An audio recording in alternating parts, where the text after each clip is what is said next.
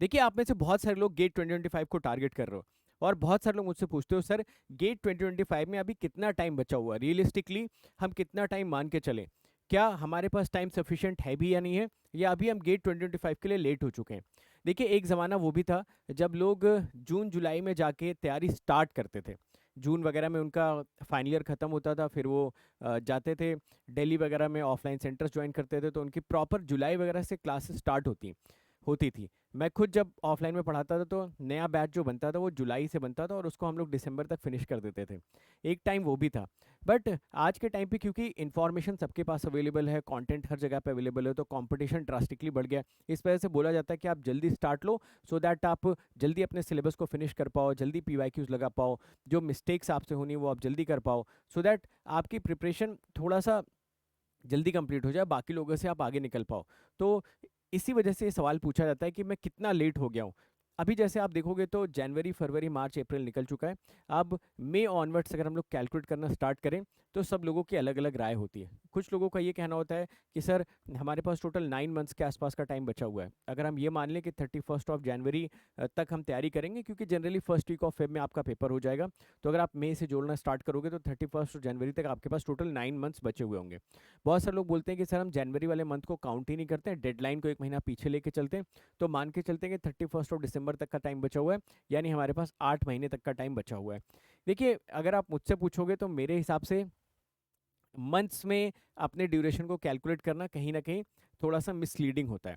अगर हम ऐसा सोचते हैं कि हमारे पास 9 महीने का टाइम बचा हुआ है या 8 महीने का टाइम बचा हुआ है, तो कहीं ना कहीं वो हमें एक फॉल्स सेटिस्फैक्शन दे देता है, फॉल्स होप्स देता है कि यार अभी तो बहुत टाइम बचा हुआ है, 9 महीने में तो बहुत कुछ किया जा सकता है। जब एक रात में पूरी की पूरी सेमेस्टर की तैयारी कर सकते हैं, तो 9 महीने में क्या हम लोग 9 सब्जेक्ट्स बहुत अच्छे से नहीं पढ़ पाएंगे? बट रियलिस्टिकली स्पीकिंग, आपके पास हमेशा इस बात का अंदाज़ा होना चाहिए कि आपके पास कितने कितने प्रोडक्टिव आवर्स बचे हुए हैं, कितने मंथ्स बचे हुए हैं, कितने दिन बचे हुए हैं, इस बात से कोई फर्क नहीं पड़ता है। उन मंथ्स या उन दिनों में से कितने नंबर ऑफ प्रोडक्टिव आवर्स हैं जो आप एक्चुअल में यूज़ करने वाले हो अपनी प्रोडक्टिविटी के लिए, अपने रिजल्ट को या अपने आउटकम को ऑब्टेन करने के लिए। तो मैंने एक सिंपल सी कैलकुलेशन की है। जनरली ये कैलकुलेशन मैं अपने सारे टास्क के लिए करता हूँ। तो मैं आपको भी एक इसका आइडिया देना चाहता हूँ कि आप कैसे number of productive hours calculate कर सकते हो। जैसे मान लो, अगर हम लोग अभी मान के चलें कि गेट में हमारे पास टोटल 9 मंथ्स का टाइम बचा हुआ है। मैं मान के चल लेता हूँ कि हम 31 जनवरी तक का टारगेट कर रहे हैं आज से लेकर, ठीक है? तो 31 जैन तक हम मान के चल रहे हैं कि हम पढ़ाई करेंगे, 1 फेब से हम पढ़ाई लिखाई करना छोड़ देंगे। तो इस 9 मंथ्स के ड्यूरेशन को मैंने दो पार्ट्स में ब्रेक कर दिया है। पहला जो ड्यूरेशन है वो 8 मंथ्स का है, यानी कि आप इसमें इंक्लूड कर सकते हो अपना मई जून जुलाई अगस्त सितंबर अक्टूबर नवंबर दिसंबर। दिसंबर तक के महीने को मैंने इसमें इंक्लूड कर लिया है।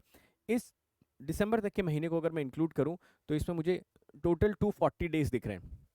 मान के चलते हैं कि दिसंबर के महीने तक ऑन एन एवरेज बेसिस हम 8 घंटे का प्रोडक्टिव आवर्स निकालेंगे। ऑन एन एवरेज में क्यों बोल रहा हूँ? क्योंकि सैटरडे संडे में मान के चल रहा हूँ आप ज़्यादा एफर्ट डालोगे, दुगना एफर्ट डालोगे, 3 गुना एफर्ट डालोगे, और वीक डेज में भी आप ठीक ठाक एफर्ट डालोगे, तो ऑन एन एवरेज बेसिस मैंने 8 घंटे का आउटपुट मान लिया है। तो लगभग 1920 आवर्स के आसपास आपके प्रोडक्टिव नंबर ऑफ आवर्स निकल के आ जा रहे हैं आपके 8 मंथ्स तक। जाहिर सी बात है, जो आपका जनवरी का महीना होगा या जो आपका लास्ट मंथ होगा उसमें आप बहुत ज़्यादा एक्स्ट्रा एफर्ट डालोगे, क्योंकि लास्ट मंथ में तो यार सब लोग दबा के पढ़ाई करते हैं दिन रात। जो जॉब में होता है वो जॉब छोड़ देता है, जॉब से छुट्टी ले लेता है, जो कॉलेज में होते हैं वो लोग कॉलेज से ड्रॉप लेके, मतलब कुल मिला जुला के सारे काम धाम छोड़ के आप लोग पूरी फुल फ्लेजेड एफर्ट डालते हो कहाँ पर? अपनी तैयारी में। तो इन 30 डेज में मैंने कैलकुलेट कर लिया कि ऑन एन एवरेज बेसिस आप 12 घंटे की पढ़ाई करते हो, तो 360 घंटे, यानी गेट के एग्जामिनेशन तक अगर नंबर ऑफ प्रोडक्टिव आवर्स में कैलकुलेट करूँ तो आपके पास 2280 नंबर ऑफ प्रोडक्टिव आवर्स बचे हुए हैं। अब 2280 नंबर ऑफ प्रोडक्टिव आवर्स को मैंने मान लिया कि चलो ठीक है, इतने total number of productive hours मेरे पास बचे हुए हैं गेट 2025 तक। तो अब मैंने कैलकुलेट किया कि यहाँ से मेरे पास मंथली लोड कितना आ रहा है, मतलब on an average basis monthly मुझे कितना काम करना है। तो मैंने इस टोटल नंबर को 9 से डिवाइड कर दिया, और मेरे पास एक नंबर रफली 250 के आसपास आ गया। मतलब bye the end of every month मेरा 250 आवर्स का वर्कलोड कंप्लीट होना चाहिए। अब इस मंथली वर्कलोड को मैंने वीकली वर्कलोड में जब ब्रेक डाउन किया, तो ये वीकली वर्कलोड जो है ना, ये आपके लिए एक मैजिक नंबर है, और ये मैजिक नंबर को ना आप लोग हमेशा चेज करने की कोशिश करो। This magic number should be constant irrespective of situation in your life. तो हमारा जो वीकली लोड है वो 62.5 आवर्स के आसपास हमको मेंटेन करके रखना है। कभी किसी का ये 70 भी हो सकता है, कोई 56 के आसपास भी रह सकता है। कोशिश करो कि आप 60 एबव मंथली वर्कलोड अपना कर पाओ। अब ये मंथली वर्कलोड में आपकी जो क्लासेस चल रही हैं, कहीं पर भी आप लाइव क्लासेस कर रहे हो, उनके नंबर ऑफ आवर्स भी इंक्लूडेड होंगे, प्लस जो आप अपनी सेल्फ स्टडी कर रहे हो उनके भी नंबर ऑफ आवर्स इंक्लूड करके मैं बता रहा हूँ कि आपको वीकली इतने का वर्कलोड अपनी प्रिपरेशन में इंक्लूड करना है। ये सिर्फ आपके तैयारी के घंटे जो आपको अपनी वीकली बेसिस पर आपको इन्वेस्ट करने अपने, ठीक है। तो अब मैं ऐसा क्यों बोल रहा हूँ कि ये वीकली लोड आपके पास होना चाहिए। देखिए ये नंबर ऊपर नीचे हो सकता है किसी के पास 6 घंटे से ज़्यादा ही अवेलेबल ना हो, है ना, तो आप 6 घंटे के हिसाब से ये कैलकुलेशन कर लो। मैंने एक आइडियल सिचुएशन की कि आइडियल गेट एस्पिरेंट को on an average basis weekly 8 घंटे पढ़ना चाहिए। मान लो कि वो हफ्ते में 5 दिन जो है 6 6 घंटे पढ़ रहा है, तो वो सैटरडे संडे थोड़ा एक्स्ट्रा एफर्ट डाल के अपने वीक का वर्कलोड 8 घंटे के आसपास वो कांस्टेंट करके चल रहा है, ठीक है। बट मैंने इसको थोड़ा सा अपर साइड ही इसलिए रखा हुआ है क्योंकि अगर हम 62.5 को चेस करेंगे तो हो सकता है हम 56 कर पाएँ, 58 कर पाएँ। अगर हम टारगेट ही 50 रखेंगे तो हम 100% 45 या 40 ही कर पाएंगे। इस वजह से मैंने थोड़ा सा इसको अपर साइड में रखा हुआ है। मैंने इसमें टोटल इंक्लूड कर लिया कि जब आप 8 महीने 8 8 घंटे पढ़ने वाले हो और 1 महीने 12 घंटे पढ़ने वाले हो, उसका टोटल वर्कलोड मिलाकर मैंने इसको 9 से डिवाइड कर दिया और फिर उसके बाद मैंने उसको 4 से डिवाइड कर दिया, सो दैट आपके पास एक एग्रेसिव, एक बुलिश वीकली वर्कलोड आपके पास होना चाहिए, ठीक है। चेस करो इस वीकली वर्कलोड को, कोशिश करो कि सैटरडे संडे को आप थोड़ा सा पुश करो अपने आप को, है ना, ऑन द डेली बेसिस अपने आप को पुश करो। जो लोग कॉलेज में है, जो लोग जॉब में है, वो अपने कॉलेज के जॉब के टाइम को अगर यूटिलाइज कर पाते हैं, अगर पॉसिबिलिटी है, तो वहाँ पर भी थोड़ा सा अपनी लिमिट्स को आप पुश करोगे तो अचीव कर ले जाओगे इस वर्कलोड को, मुझे ऐसा लगता है ना। करने की कोशिश करोगे तो ज़रूर इसके आसपास पहुंच जाओगे। तो अब मैं आपको क्यों बोल रहा हूँ कि हमारे पास एक वीकली वर्कलोड का ये नंबर होना चाहिए, इसलिए कि अगर हमारे पास वीकली वर्कलोड का नंबर होगा तो by the end of every week हमारे पास एक सर्टेन क्लैरिटी होगी कि हाँ इस वीक में मैंने कितना अपने टारगेट की ओर कदम बढ़ा दिया। अब इससे देखिए कुछ फ़ायदे भी होते हैं। जैसे मान लीजिए कि किसी हफ्ते में आपकी तबीयत खराब हो गई, सपोज एक हफ्ते तक आप नहीं पढ़ पाए तबीयत खराब होने की वजह से, तो आपको आइडिया रहेगा कि आपका कितना लॉस हो गया। अब इस लॉस को आप पूरे महीने में डिस्ट्रीब्यूट करके रिकवर कर सकते हो, या 2 3 महीने में डिस्ट्रीब्यूट करके रिकवर कर सकते हो, या 6 महीने में डिस्ट्रीब्यूट करके रिकवर कर सकते हो। जैसे मान लो 62.5 आवर्स का लॉस हो गया, तो आप अपने टोटल नंबर ऑफ आवर्स में 10 10 घंटे हर महीने बढ़ा सकते हो, क्योंकि आपको पता है कि यार 60 घंटे का लॉस हुआ है, तो मैं 10 10 घंटे अगले 6 महीने एक्स्ट्रा एफर्ट डालूंगा तो ये मेरा कवर अप हो जाएगा। बहुत सारे बच्चों की क्वेरी आती है कि सर हम सेमेस्टर एग्ज़ाम जब देने जाते हैं तो 10 12 दिन का हमारा लॉस हो जाता है। दिसंबर में हमारा सेमेस्टर एग्जाम होता है, उसमें भी हमारा 10 12 दिन का लॉस हो जाता है। तो अगेन जो आपके पास ये कैलकुलेशन रहेगी, मान के चलते हैं कि अभी से आपको पता है कि दिसंबर में आपका 2 हफ्ते जाने वाले हैं, अभी से आपको पता है कि यार 2 हफ्ते मेरे सेमेस्टर में चले जाएंगे, ये क्लियर कट है, ये तो पता होगा ना आपको कि आपका सेमेस्टर एग्जामिनेशन कब होने वाला होगा, तो आपको पहले से पता है। तो 62 × 2 आप यहाँ पे मल्टीप्लाई करो, आपको पता है कि यार मेरे 125 आवर्स का लॉस जो है होने वाला है दिसंबर में। अब वो 125 आवर्स का जो आपको लॉस दिसंबर में होने वाला है ना, उसको अभी से आप डिस्ट्रीब्यूट कर लो, ठीक है। बीच में आपको पता है रक्षाबंधन आएगा, दिवाली आएगी, ऐसे बहुत सारे टाइम मिलेंगे जब हो सकता है आपको 4 दिन 5 दिन 6 दिन 7 दिन पूरा का पूरा टाइम मिल जाए। पूरा टाइम, जैसे आपको सैटरडे संडे को पूरा फुल डे मिलता है ना, वैसे हो सकता है आपको वीकडे में भी पूरा का पूरा फुल डे मिल जाए। ऐसे करके आप कैलकुलेट करो कि आज से लेकर गेट के एग्जाम तक ऐसे कितने दिन मिलेंगे। अगर आप कैलकुलेट करोगे ना, तो मुझे लगता है कम से कम 20 दिन जरूर आपके पास ऐसे आएंगे जो आपके पास फुल डे अवेलेबल होंगे, है ना। उसमें मैं दशहरा की भी छुट्टियां इंक्लूड कर ले रहा हूँ, क्रिसमस की भी कर ले रहा हूँ, रक्षाबंधन की भी कर ले रहा हूँ, बीच में और भी बहुत सारी चीज़ें आती रहती हैं, गुड फ्राइडे आता रहता है, ठीक है। ऐसे बहुत सारे आपको ओकेजन्स मिलेंगे, बीच में टीचर्स डे आ जाता है, तो ऐसे बहुत सारे ओकेजन्स मिलेंगे जहाँ पर 20 डेज़ के आसपास मुझे लगता है फुल डे आपको मिल जाएगा। तो जैसे आपको पता चल गया कि मेरे सेमेस्टर में 125 आवर्स लॉस होने वाले हैं, तो आप उस 125 आवर्स को इन छुट्टियों के दौरान ऑलरेडी कवर कर लो, सो दैट आप रिलैक्स होकर वहाँ पे सेमेस्टर भी दे पाओ, और बैक ऑफ द माइंड आपको क्लैरिटी रहे कि यार मैंने अपना वीकली वर्कलोड को बिल्कुल कांस्टेंट रखा हो, उसको मैंने डिस्टर्ब नहीं होने दिया है, ठीक है। तो आई थिंक ये कैलकुलेशन आपको थोड़ा सा कॉन्फिडेंस देगी, और इस कैलकुलेशन के बाद आप को एक प्रोफेशनल की तरह अपने टारगेट को चेस करने में हेल्प मिलेगी। रैंडमली टारगेट को मत चेस करो। मैंने देखो एक बहुत ही सिंपल सा एक छोटी सी स्लाइड में एक सिंपल सा प्लान बना के दे दिया। ये आपको रियलिटी चेक भी देता रहेगा, है ना। ये आपको बार बार याद भी दिलाता रहेगा कि जब आप घंटे अपने वेस्ट कर रहे हो तो आपको पता रहेगा कि यार मेरे पास टोटल 2280 नंबर ऑफ आवर्स हैं, इसी में जो मुझे करना है करना है। अब इसी में हो सकता है कि मैं 10 आईपीएल के मैच देख लूँ। एक आईपीएल का मैच देखने में मेरे 5 घंटे के आसपास बर्बाद होते हैं, तो अगर मैं 10 आईपीएल मैच देखता हूँ तो 50 घंटे के आसपास यहाँ से निकल गए, तो मेरे पास 2230 आरसी रह गए। या फिर हो सकता है कि मैं किसी सैटरडे संडे पार्टी करने निकल जाऊँ, सैटरडे संडे जो मैं 10 10 घंटे पढ़ सकता था तो 20 घंटे इसमें से और ऐसे कम कर लूँ। तो जब ये नंबर ऑफ आवर्स रहेंगे तो मुझे लगता है कि आपके डिस्ट्रैक्शन को भी कंट्रोल करेंगे। आप थोड़ा सा कम डिस्ट्रैक्ट होगे, आपको पता रहेगा कि आपके नंबर ऑफ आवर्स का लॉस होता जा रहा है, तो आप ज़्यादा फोकस्ड होकर तैयारी कर पाओगे। This is what I believe. और मुझे ऐसा लगता है कि अगर ये कैलकुलेशन आप अपने मुताबिक एक बार करके देखो कि आपका क्या रूटीन है, आपके पास मैक्सिमम कितने नंबर ऑफ आवर्स अवेलेबल है। जनवरी में तो 12 घंटे वैसे भी मिलजुल के आपको एफर्ट डालना ही डालना है, तो एक एग्रेसिव वीकली लोड आप लोग सेट करो, ठीक है, मंथली निकाल लो, फिर वीकली एक एग्रेसिव लोड सेट करो और कोशिश करो कि यार बाई हुक और बाई क्रूक इसको चेज कर पाओ। मतलब अगर ये चेज होता गया, और ये भी चीज़ मैं बता रहा हूँ, अगर आपने इसको 2 महीने तक चेज कर लिया, मतलब 2 महीने तक आपने वीकली वर्कलोड को कांस्टेंट रखा, सपोज आपका 56 आता है या 60 आता है, तो आप 2 महीने बाद काफ़ी ज़्यादा कॉन्फिडेंट फील करोगे और आपका रूटीन भी बन जाएगा ना। फिर आपको अगर वीकली वर्कलोड आपका कंप्लीट नहीं होगा ना, तो आपको ऑटोमेटिकली टेंशन होगी, आप अच्छा फील नहीं करोगे, आपको लगेगा यार नहीं पहले कंप्लीट कर लेते हैं फिर कोई काम करते हैं। तो 2 महीने तक एक्सरसाइज करके देखो, आप बहुत बेहतर सिचुएशन में होगे, ज़्यादा कॉन्फिडेंट फील करोगे और मुझे लगता है कि अपने टारगेट को भी ज़्यादा बेहतर तरीके से चेस कर पाओगे। ठीक है, तो एक बार आप लोग ट्राई करिए, देखिए आप लोगों के लिए क्या काम करता है। तो अगर आपसे कोई पूछ रहा है या अगर आप मुझसे ही पूछते हो कि सर क्या गेट के लिए सफिशिएंट टाइम बचा हुआ है, अब ये टाइम सफिशिएंट है या नहीं है, ये आपको डिसाइड करना है।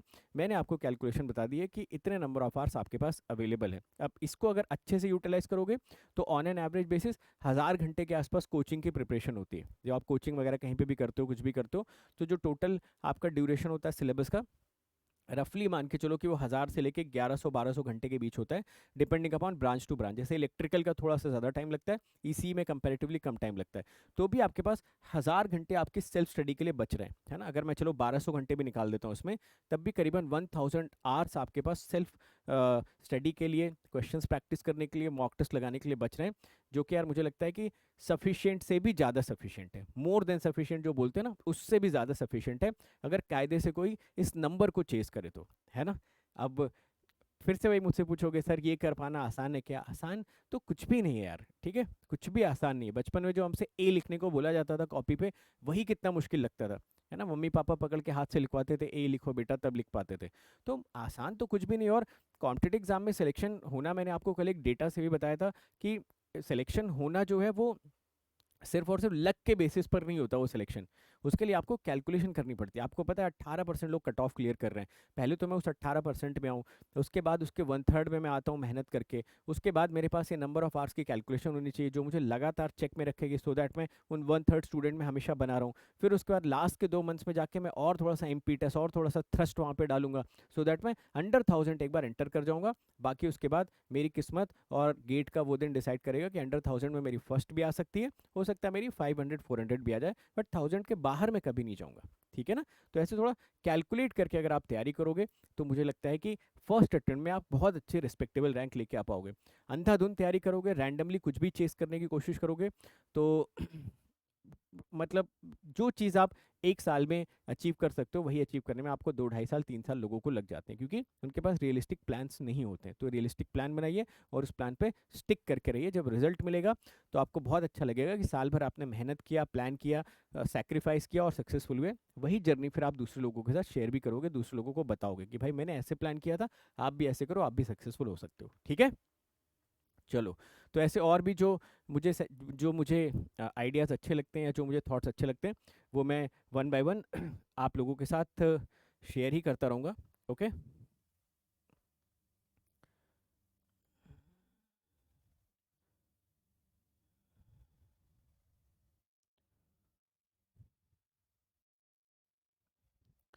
राइट।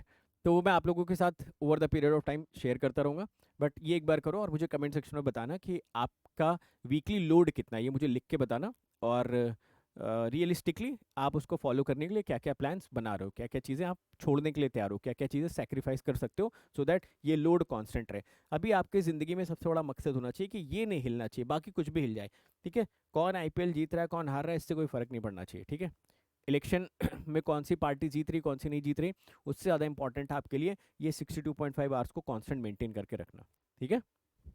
किसकी पिक्चर आ रही, किसकी पिक्चर नहीं आ रही, किसकी हिट हो रही, किसकी फ्लॉप हो रही है, सारी बातों को दरकिनार करके जब ये हो जाए, उसके बाद भाई सारी बातें आपकी सराखों पे। मगर अगर ये हिला हुआ है, तो समझ लो कि आपकी तैयारी में कुछ ना कहीं पे गड़बड़ हो रही है ना। एक छोटा सा पॉइंट आप मिस आउट कर रहे हो, और वो छोटे पॉइंट फिर ऐड होते होते ना बाद में बहुत बड़ा हो जाएगा, फिर वो अगले साल की तैयारी के लिए आपको मतलब सिचुएशन क्रिएट कर देगा कि इस साल फिर आप गिव अप मार के नेक्स्ट ईयर की तैयारी करने लगोगे। तो अगर 9 महीने बचे हुए हैं तो फिर अगले साल का हम अभी से क्यों सोचें, क्यों ना बेस्ट शॉट दें, है ना? जितना एफर्ट डाल सकते हैं उतना तो डालें, बाद में देखेंगे क्या होगा, जो होगा देखा जाएगा। बट मैं हर सेशन में बार बार एक ही चीज़ बोलता हूँ यार, अगर आप बेस्ट एफर्ट डालोगे ना, रिजल्ट आपके फेवर में होगा भाई 10 में से 9 बार। ठीक है, चलो। तो आज के सेशन में इतना ही। बाकी यार अभी अनअकैडमी प्लस पे मेरा इंजीनियरिंग मैथमेटिक्स स्टार्ट हो रहा है, ठीक है? तो इंजीनियरिंग मैथमेटिक्स जिन लोगों को पढ़ना है वो आ सकते हैं। इसके मैं कुछ फीचर्स बता देता हूँ।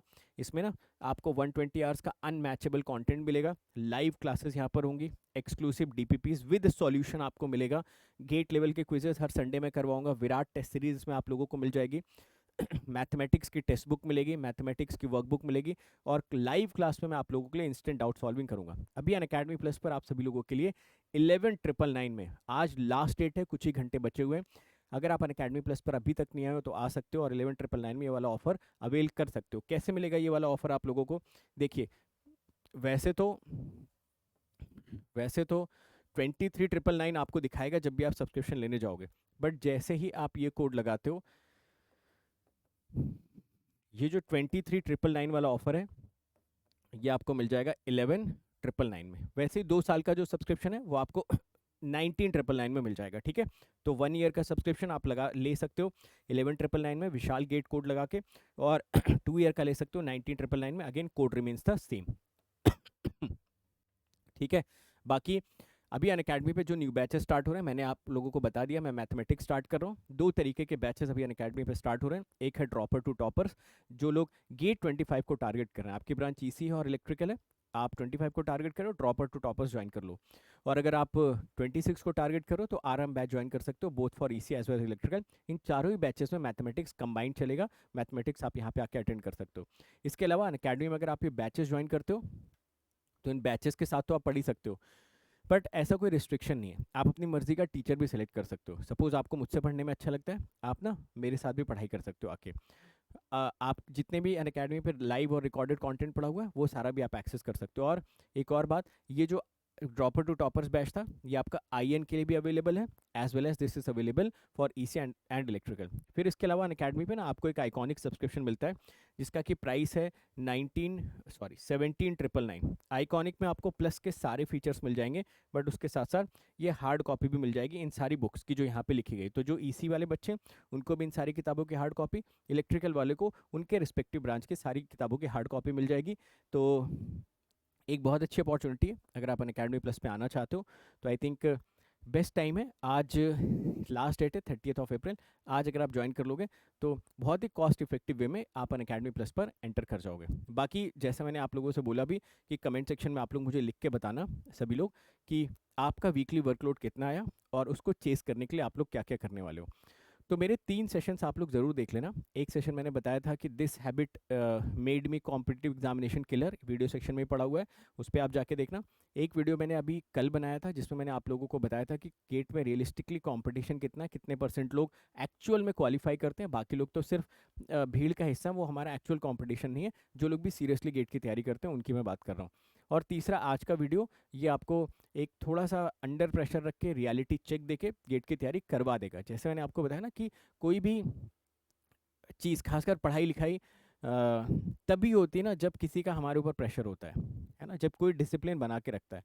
खुद से बहुत कम ऐसे लोग हैं जो खुद से अंदर से जिनके अंदर पढ़ने की इच्छा आती है ना, या लाइफ में कोई भी ऐसा काम जो शायद हम पसंद नहीं करते बट हमारे वो सक्सेसफुल होने के लिए बहुत ज़्यादा ज़रूरी है, हो सकता है अंदर से हमारे लिए वो ना आए। तो जब हम बचपन में होते थे तो माता पिता का डर होता था, डर से पढ़ते थे। अभी क्या हम कॉलेज में हैं, फ्री है, किसी का डर नहीं है, तो ये नंबर ऑफ आवर्स ना वो डर का काम करेगा। वो आपके अंदर एक रियलिटी चेक देगा, वो आपको चेयर टेबल पे बिठाएगा कि भाई घंटे बर्बाद नहीं करने, बहुत ही लिमिटेड नंबर ऑफ आवर्स हैं गेट 2025 के लिए।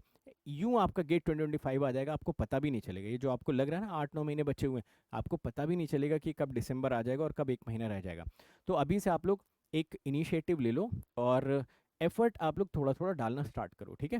वीकली वर्कलोड को कांस्टेंट रखो। अभी से प्लानिंग होनी चाहिए कि जब सेमेस्टर आएगा तब नहीं आएंगे सर से पूछने, सर सेमेस्टर आ गया आप क्या करें। अभी से प्लान करो, सेमेस्टर में आपको पता है इतने नंबर ऑफ आवर्स का लॉस होने वाला, पहले से उसको रिकवर करके रखो, ठीक है? बीच में कोई अनएक्सपेक्टेड सिचुएशन आ जाती है, हेल्थ खराब हो जाती है, भाई की शादी आ जाती है, कुछ और हो जाता है, तो वहाँ पे आपको पता है कितना लॉस हो गया, इमीडिएटली उस लॉस को डिस्ट्रीब्यूट करो नेक्स्ट 2-3 मंथ्स में, ठीक है?